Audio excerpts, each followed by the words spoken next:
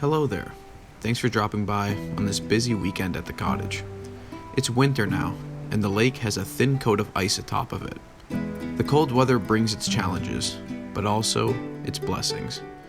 Trickling sounds of water beneath frozen streams, and views of snowy hemlock canopies that gently sway in the breeze. Much is to be loved about these harsh winter months, but oftentimes we choose to hide away in the warmth of our homes. This weekend, we've got no choice but to face the blizzard. We've got some fallen trees to cut up, chop, and maybe burn later on. Hopefully we could sneak in a nice hike and maybe even a fire with some nice drinks. Who am I kidding? Let's kick off this wonderful weekend with an early morning hike through the grove. This forest holds many old trees. Many of the hemlocks that you see here are over 200 years of age. I'm about to talk to you about how these ancient hemlocks go from sapling into gentle giants. So this is pretty cool. I'm over here walking around that kind of pond I was just telling you about, and this is clearly an island, if you want to call it that, that's formed out of a really old tree, and it probably went quite a bit further that way and a little bit further that way as well. But the really interesting part about this, it's super nutrient dense. So you can see all these little hemlocks on it that are growing. That's how you know that this soil is super high in organic matter. These hemlocks are just popping out of here. Next up, I'll be showing you one of my favorite species of tree. These beauties grow across southern Ontario, and you can find them even at my cottage in Muskoka.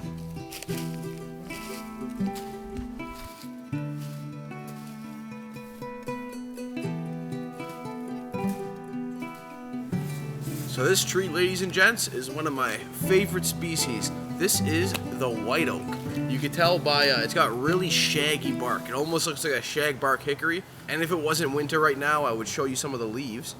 Let me see if I could find one on the ground, actually. Nope. Aha. There's some frost on it, but it'll work. So these white oaks have a rounded lobe, and what that means is when you look at the leaf, instead of having sharp teeth on the leaf like a red oak does, it has these rounded teeth, or lobes if you want to call them that.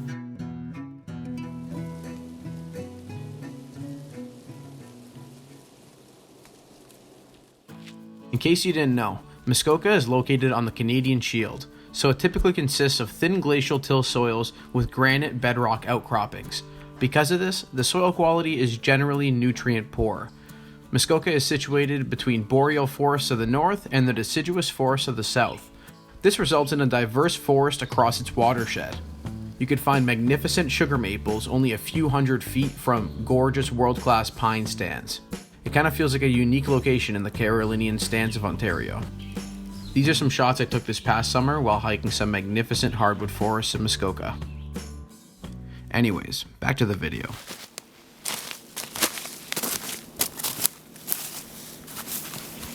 So now we ended up in the hardwoods. Let's go check out some oaks and maples.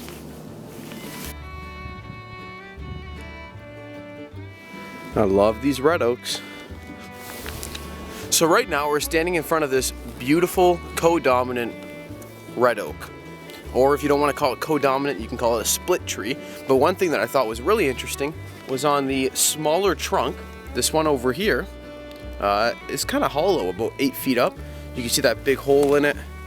And you know, that's really important habitat for things like owls, sometimes even porcupines, raccoons, and that's why it's super important not to cut down every dead tree and not to cut down every tree that's hollow or looks a little bit damaged, because one day when those things hollow out, just like that, it provides great habitat for all types of wildlife. And that's why these, you know, little habitats are super, super critical for the function of wildlife and ecosystems. Cool.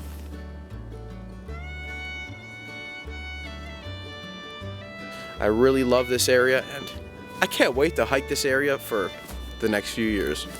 On that note, I'm starving, and I think I'm gonna head back to the cottage to maybe make a little bit of breakfast and have some quality time with the fam. When I got back to the warm cottage, the day had still barely begun. I enjoyed my morning coffee while watching the sun slowly rise in the sky over the bay. The boys and I somehow managed to sneak a bit of grub down in between our bursts of much needed laughter. With our bellies finally full, we warmed up the saw and we were ready to work.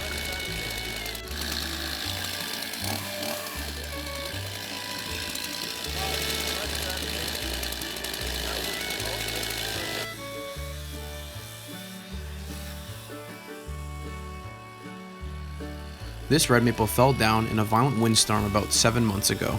Soon after it fell, I snipped and cut back the upper branches and canopy brush. By doing this, we accelerated the drying process with minimal effort at the time. If I had left the branches on the fallen tree, much of the moisture would have been trapped inside the trunk, having to evaporate through the leaves. At this cottage, we mainly have hemlock forests, so we're always super grateful when a maple falls down in a windstorm. Maple burns hotter and for more time than the softwood conifers, so it's a real treat when we get to load it into our fireplace.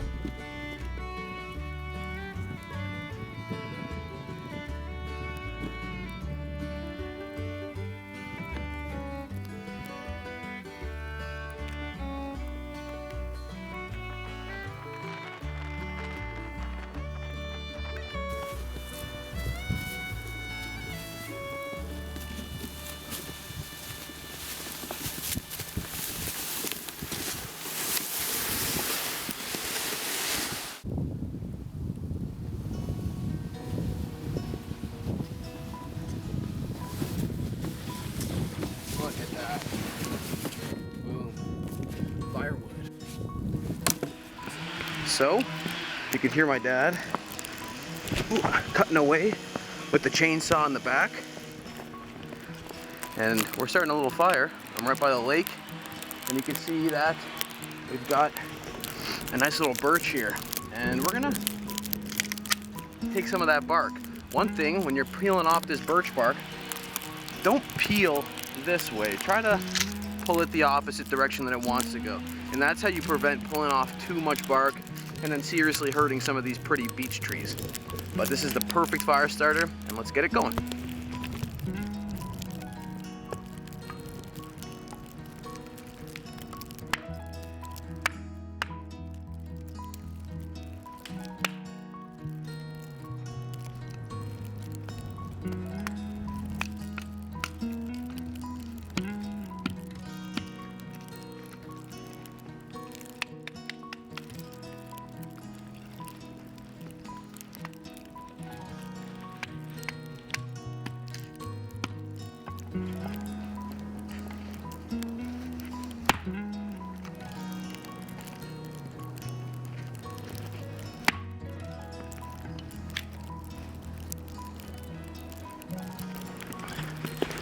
Look what we just found.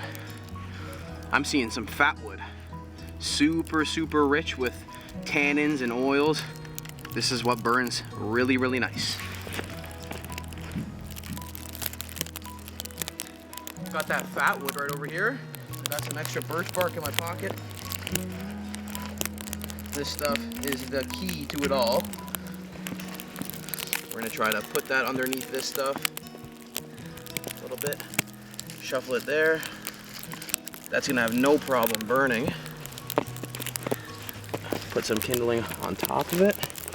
We're gonna get some of these dead twigs that the man behind the camera so graciously grabbed. And I think we're ready to start this fire. Try to get that girl going all around.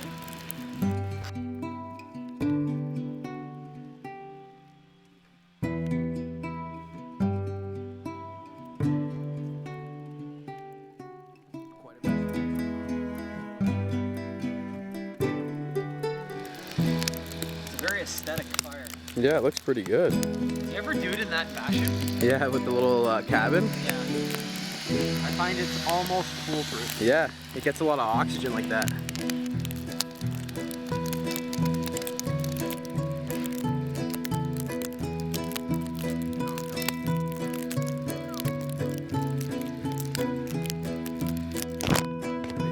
Okay, so just came in from starting that fire, and I got a little tip for you guys. snowing out there. Let's close this door so you guys can hear me. Got my dad running the chainsaw out there.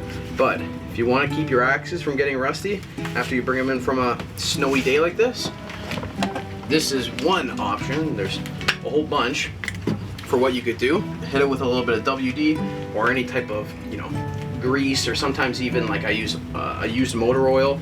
So just give it a little quick paint, and that's gonna help keep your axes in tip-top shape.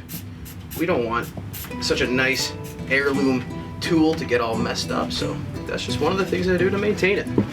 The sheath got a little bit wet out there. I'm gonna leave that right here to start drying off. Yeah, but I gave her a full coating now, and she's good to be used for the next time. Cool. So we finally wrapped up the day's work. It's time to enjoy the snowfall beside a wonderful fire, sit back some smooth red wine, and listen to our favorite Neil Young songs. We ended up chatting out here for hours. My mom and sister kept reminding us to start the barbecue for dinner, but it was seemingly going right over our ears while we were rocking out to a Canadian legend. These are the times I live for. Surely a moment that I'll remember for decades.